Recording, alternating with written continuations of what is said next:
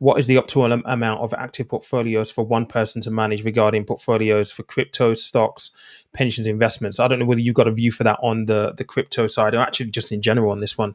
All right. Okay. I think what the question here is, you've got active management, you've got passive management, where, with passive Yes. management is you're literally just tracking the markets or so. So I think the Mhm. question here is, what's the optimum amount of having a passive portfolio when you're investing in, cryptos and stocks? I mean, I crypto is see. quite volatile, so I'm sure that Mm. you just can't leave crypto alone and just have it passively invested. You're going to need some involvement somewhere, right? Yes, when it comes to crypto, what I like to do is I've got my long-term forecasts, and then I am not scared to act on short-term like market moves.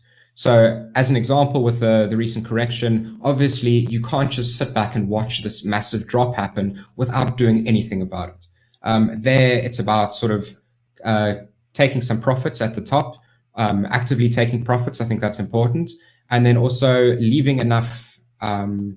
Cash on hand to take advantage of drops to then lower your average buy-in to continue on your long-term direction.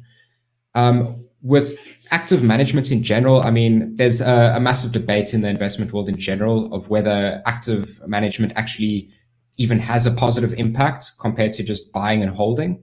So I think it comes down to personal preference. But what I personally like to do is I will stay up to date on current news, and I will make short-term plays if I need to, but otherwise I prefer to hold for the long term and not make as many active trades necessarily as some of the day traders, you know.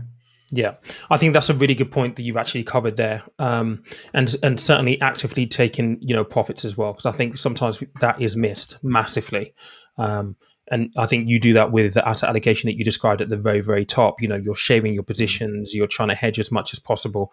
I think there is a massive debate around passive management and active management.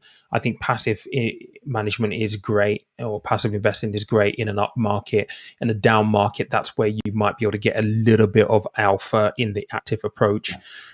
But it really depends on how it fits into your circumstances specifically. So